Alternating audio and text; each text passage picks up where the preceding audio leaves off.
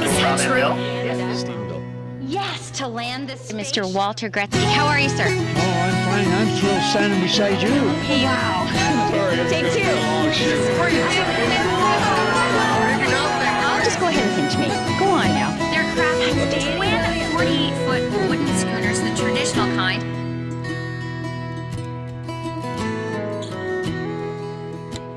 Hey everybody, I'm Stephanie Beaumont. Welcome to CNBC, the show that celebrates all the people, places, and things that make the four Atlantic provinces so very special. From Nova Scotia to New Brunswick, Prince Edward Island to Newfoundland and Labrador, we take you to where the action is. And that's why we're in the tiny community of Ellers House, Nova Scotia, on set with 1970-something.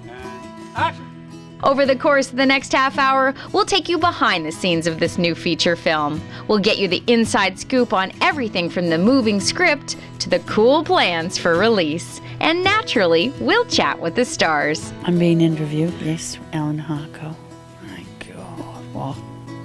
Plus, we'll share the details on some other exciting Atlantic Canadian projects in the works, and we'll give you a chance to win some great TV-free stuff too.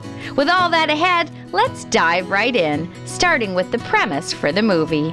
The time is 1976, the weekend of the American bicentennial, and the main character, 15-year-old Kit Morash, is on a journey to discover his true self. He lives with his father Dave and grandmother Mary in the small town of Antigonish, but his artistic soul is longing for a more exciting life.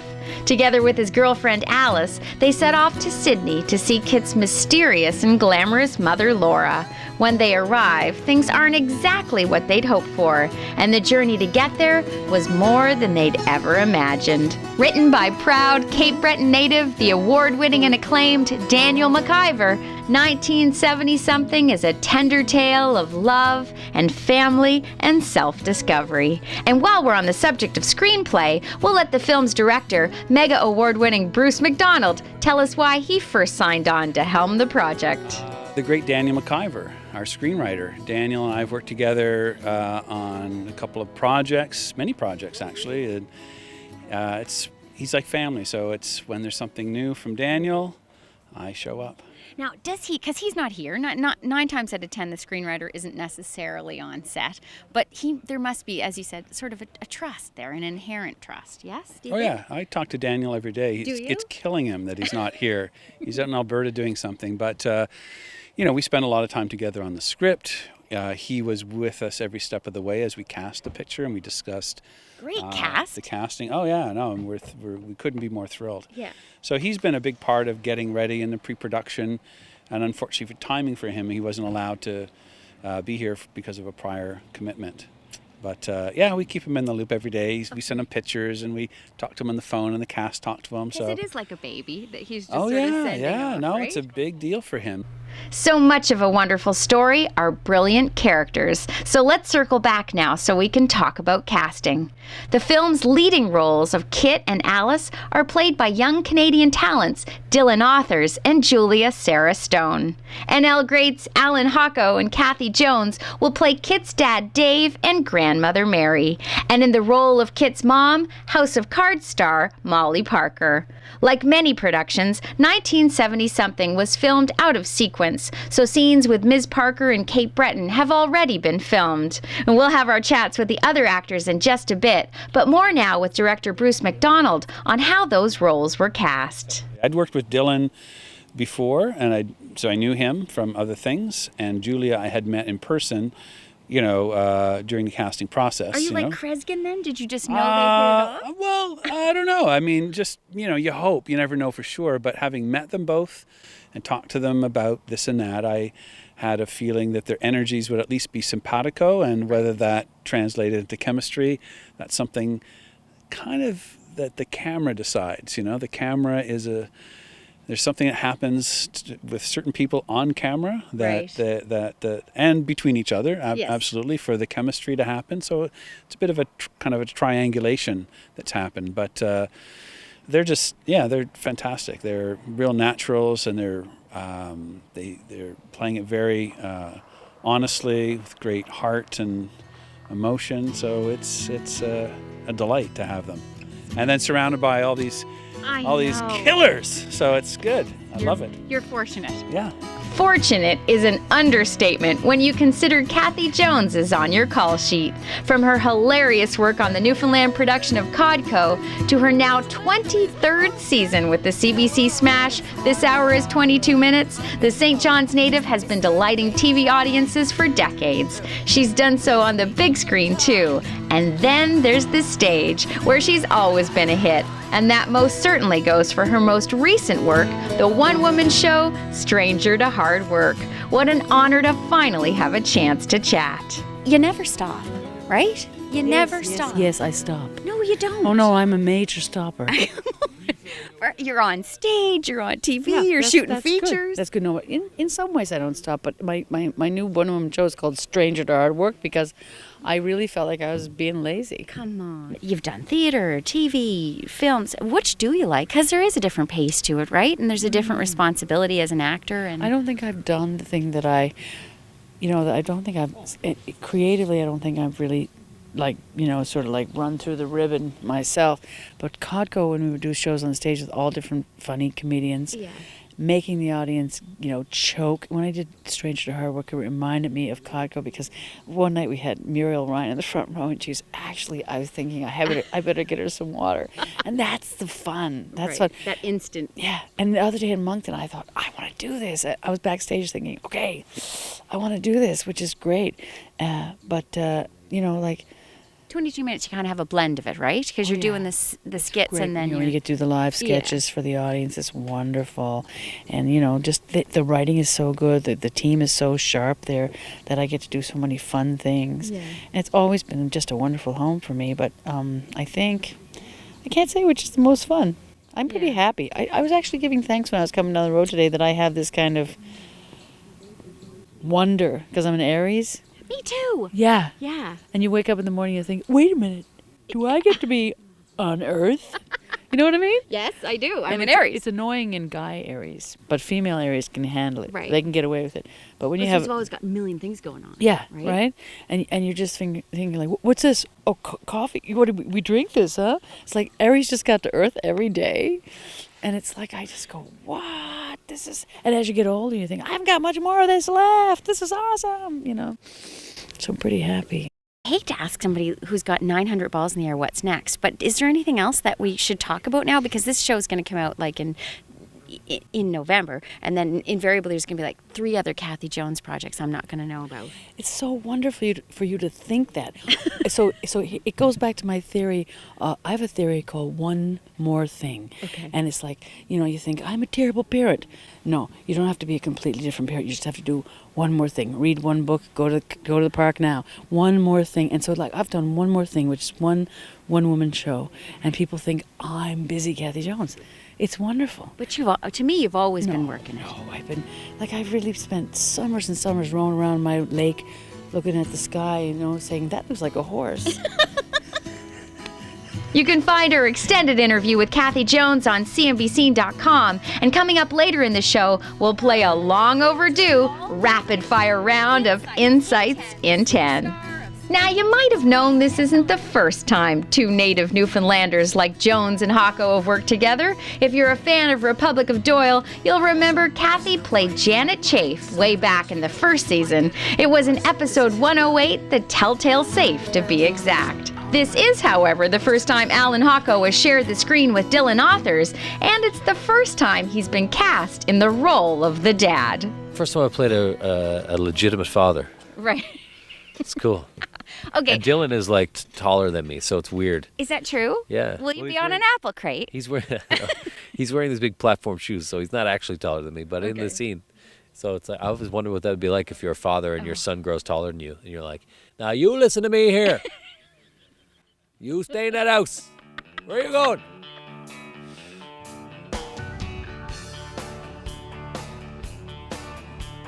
What's your real height? Because if you're at like about 4 inches. Yeah, this is about 3 inches. I'm about 5'10". I'm about almost, I mean, it definitely adds a couple inches, though. I like it. You're very foreboding.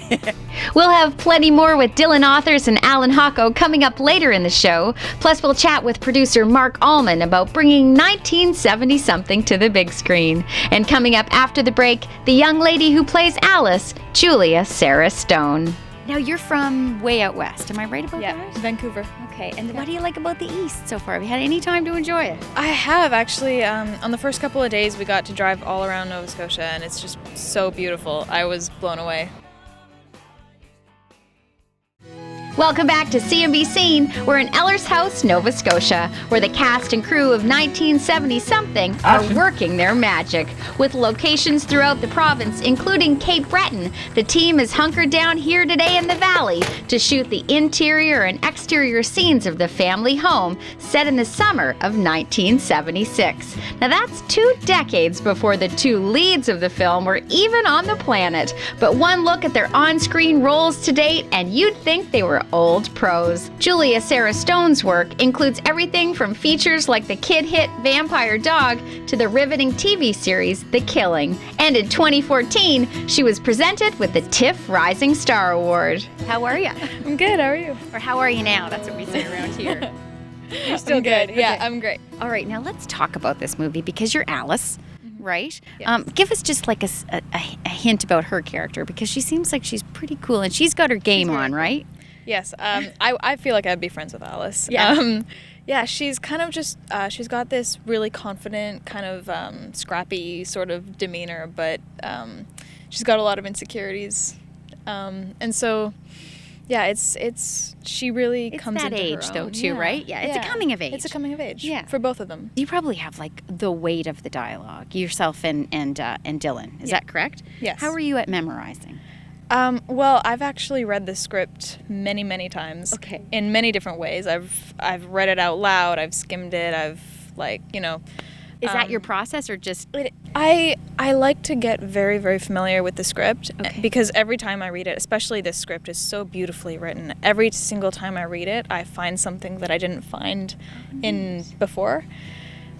So I've read the script so many times that I kind of just know the lines because I'm very familiar with Alice's journey and the kind of step-by-step of the script. Now, Julia plays opposite Toronto-born actor Dylan Authors, whose credits include guest starring roles on everything from Covert Affairs to Crack to Saving Hope. He was a series regular on the TNT smash Falling Skies, and his last feature film, the Bruce McDonald-directed, award-winning indie, The Husband. Like Julia, Dylan credits Daniel McIver's brilliant script for making it so easy to remember, well, that and the instant connection he shared with his castmates. For sure. I mean, like, we were the scenes we were doing with like Molly and Julia. I mean, it's great that everyone could kind of connect. Like, that's a great part of it all. Yeah. And I mean, me and Julia have like such a great like on-screen chemistry that it just kind of works naturally, you know. Well, it was funny because we were talking to Julia and she said this was the first time you met. You didn't audition together or anything. No, we didn't. She lives out in Vancouver, and so it just kind of happened. But it just happened. Yeah. Which doesn't always happen. No, it was great. Yeah, it just happened so fast. And I mean, I found out I got this, and it was just everything happened so quickly. And I met her when I landed, and then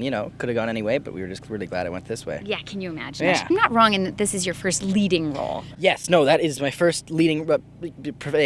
I did like a web series thing where I was leading. But your first leading feature. Oh, for sure. Excited. Yes, very excited, very honored, Bruce McDonald's a phenomenal director. It's like this is my second time I've worked with him, so it's super super cool. Like, so did he have you in like when he got on? I have no idea. I saw. I was like, oh, okay, Bruce McDonald audition, great. Like, I did The Husband with him about 2 years ago, and that was like so much fun. Yeah. It's a completely different role, but this is it's super cool to be like, oh wow, and it just happened so fast. I probably auditioned for this twice.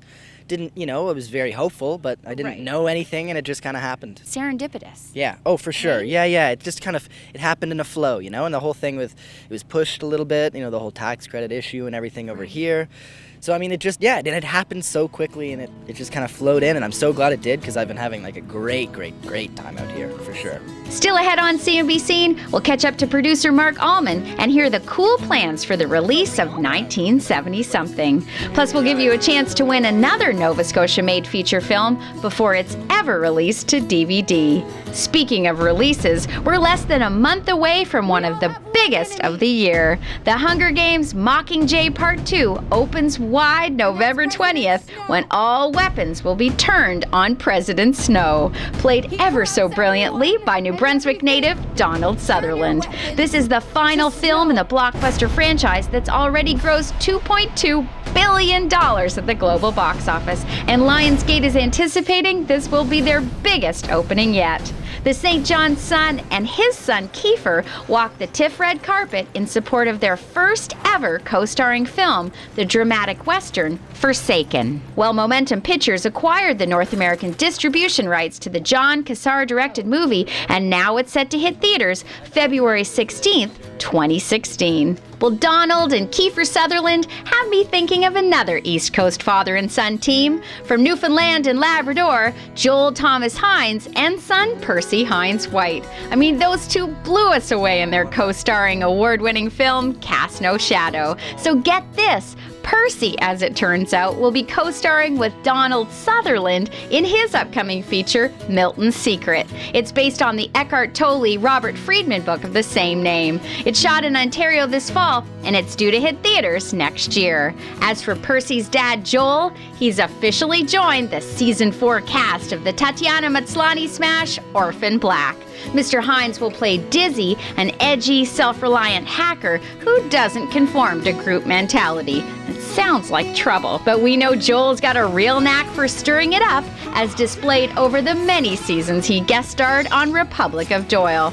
Which is how we'll bring this episode of CNBC back to the set of 1970-something, segueing ever so gingerly to that man there. But before we get off the box office talk entirely, we should congratulate Mr. Hocko, along with writer, director, and co-star Paul Gross, as their Hyena Road set the record for the biggest opening ever for a Canadian film. If you haven't seen it yet, you best make plans to do just that. CNBC was thrilled to be there when the film premiered at the Atlantic Film Festival, and truth be told, we're always excited to cover the many and varied works of Alan Hocko. Watching him in action is always cool, but something about this 1970-something project had me wondering. Daniel MacGyver, Yes. screenwriter. Yeah. Molly Parker, co-star. Yeah. Just happened to be two of your Q guests. Was that a coincidence? Was that a precursor? Was it foreshadowing? Do you know Was it planned? Yeah, I didn't even realize it till you said it. Is that true? Honest to God. I never thought of that. I was thinking in my mind maybe you were all in cahoots in Toronto that time trying to pull all this project together. No, at the time, Molly was doing a play with my co-artistic director, well, the real artistic director of the company theater, Phil Riccio. Shout out, Phil. Yeah, and MacIver, I didn't even set up that MacIver interview. Oh, is that true? The Q guys did, and it was just kind of a lovely... I was Happenstance. all over it, yeah, Right. of course, because I got to make MacIver feel very uncomfortable. But I knew I was going to do this movie for a long time. We just didn't know when it was going to go. And Define a long time, because you know we hear about this and all of a sudden it's happening, but clearly there was stuff in the making. MacIver texted me like 2 years ago, I think, and said, "Will you do this movie?" And I said, "I'll do anything you want." And Bruce McDonald is directing it. Yes. I have never worked with Bruce, and I'm a huge fan. Hardcore Logo is one of my favorite movies, and we have so many friends in common, and you know, this has just been a real treat for me. I love coming to Nova Scotia too to work. Right. What a time of year too. It's Oh, beautiful. man. Is it always like this in the fall? Yes. It's not fit, man. It's In Newfoundland right now, it's like... Summer was a blink in Newfoundland, but we don't have to talk about it. No, let's not talk about it. It was depressing. But you know what? I didn't care. I had a summer off, really. Right. I was just, not, I was writing and stuff, but I wasn't shooting anything, and I took myself off the market to grow this friggin' beard for Frontier. But it worked out perfectly. I was going to ask you. Yeah, I couldn't cut it because of Frontier, even though I still don't know what role I'm going to play. It's gotten so... How do you not know? Well, it's ballooned so big. The project has become such a international deal now, because we have an international partner that I can't talk about yet. Huge. So the parts that were written for me are going to the biggest movie stars in the world. So I'm like... Are you kidding me? Yeah, so I can't... I'm the executive producer, and I'm not complaining. Wow, that's a good problem. Yeah, it's excellent, and Okay. I'm very proud of the boys. The Blackie brothers created it, and Peter and Rob and Perry have been writing it together, and they have another writer, Greg Nelson, and Brad Payton has been actively. He's an executive producer on it. He's going to be directing it. It's going to be. Take the shot. This is a huge step forward for us as a company, and it's all going to shoot in Newfoundland, right? yeah, Okay. Wow. yeah, Exciting. it's big. It's so big.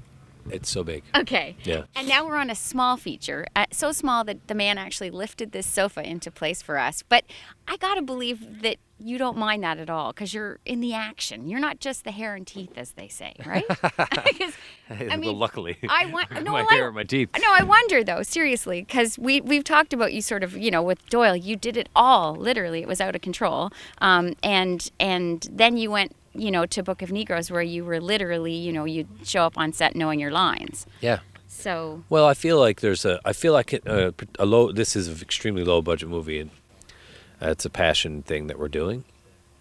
But I feel like I've picked up enough tricks in terms of how to get by on a tight budget, for producing your own work for so long, Right. that I know the strains that they're going through. So, little things like I'll get my wife to drive me to the airport instead of charging a taxi to them, and Right. little things like that, that you try to, because every dollar counts in a production like this. Right. Helping without anyone knowing you're helping by just being there. Even on Book of Negroes or any set, I feel like I try to be earlier than everybody. I try to be there before the director even on set. Just, I can do my own prep wherever I am. Right, because you get it. Yeah, and I want to make sure that no one's ever going, where's number 7 on the call sheet? Where is he? Oh, Right. Where is he? Well, I'll just be standing right next to the AD saying, Right. I'm here if you need me, don't worry, I'm not in the way. Alan Hocko, in the way. Can you imagine it?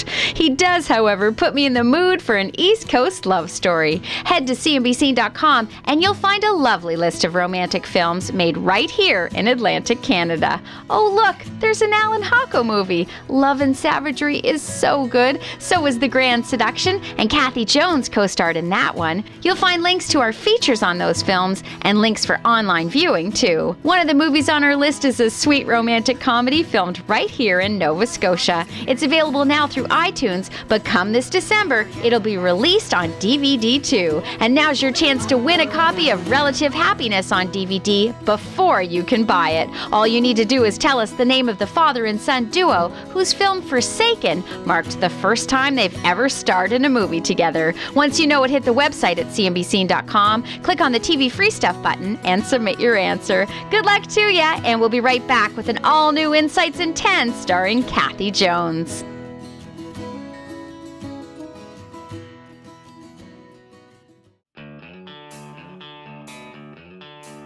Welcome to an all-new edition of Insights in 10 with superstar of stage, screen, and television, Kathy Jones. Kathy, are you ready? Yes. All right, here we go. Now, these questions are designed so that we know a little bit more about Kathy Jones. Morning or night? Morning. Tea or coffee? Tea. Brad Pitt or George Clooney? Oh, Brad Pitt. Sweet or salty? Oh, sweet. Favorite word? Ersatz. I'm sorry, what? Ersatz. E-R-S-A-T-Z. Ersatz. Definition, please. It means not really that. It's like kind of a fake version. Like that's an ersatz helicopter. But it's not really a helicopter. A favorite song? Oh, right now it's Protection by Lucinda Williams. Oh, nice. Favorite movie? Oh, Princess Bride. Oh, that's a nice one. It's a classic. If there was a movie about Kathy Jones, who would star as Kathy Jones?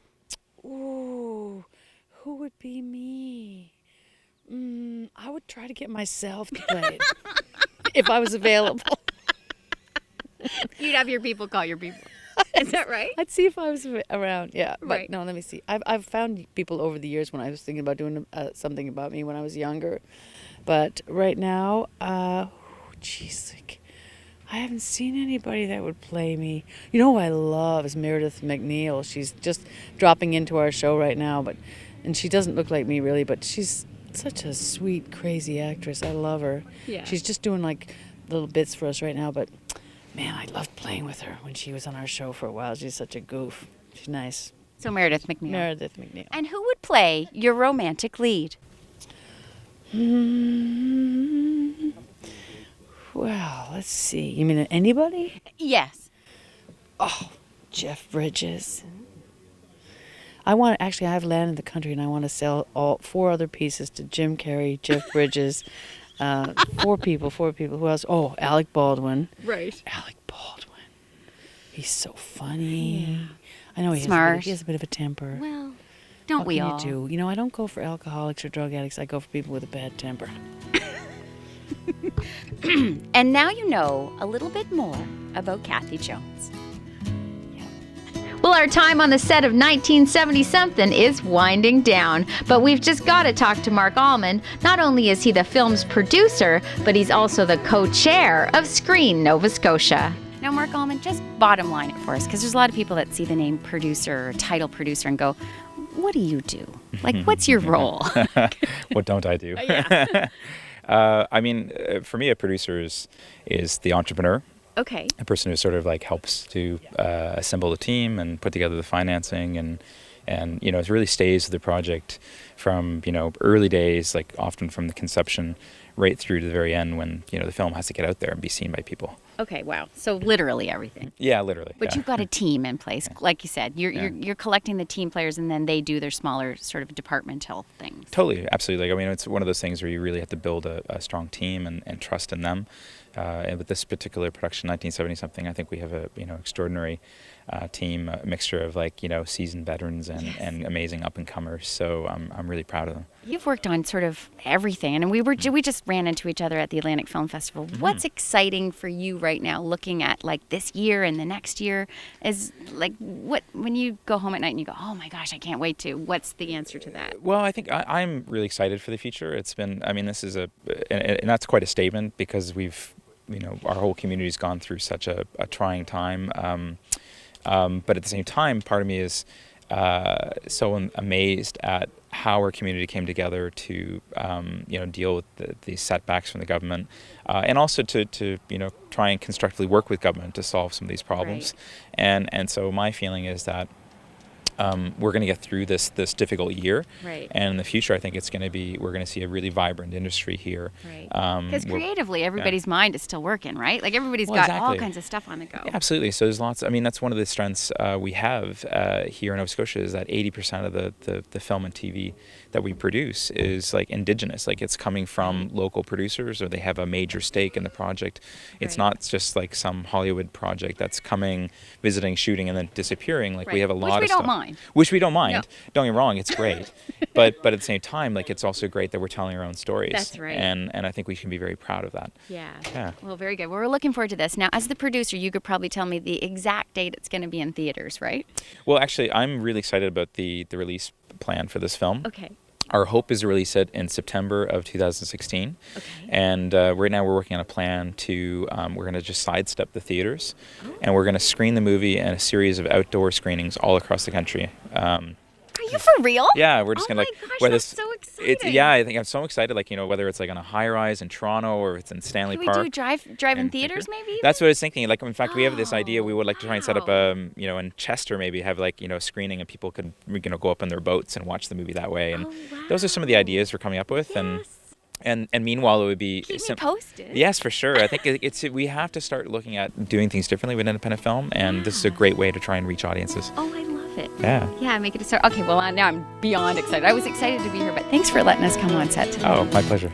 You can watch this show and all the other great TV One programming anytime you want. Simply click the on-demand button on your Bell Alliant Fiber Optic TV remote and follow the steps on your screen. And be sure to visit cnbc.com, where we celebrate the people, places, and things that make the 4 Atlantic provinces so special 24/7. That'll just about do it for us here on the set of 1970-something. We'll be sure to keep you posted as their production continues. I'm Stephanie Beaumont. See you next time on CNBC. I love black and white movies. Yeah. When I think black and white, I think Bergman, I think Woody Allen, I think the classic screwball comedies of the 40s. I think, I think Cary Grant. Cary Grant, there you go. So everything looks best in black and white. That's true. In a way, everything we looks should great think in black about changing and white. this show. Well, look at you. You're wearing black. And were you preparing for us today? No, I A wasn't, little but bit? now I feel like It's yes, kind of yes, perfect I what you're was, wearing. Bruce McDonald. I prepared crazily for today.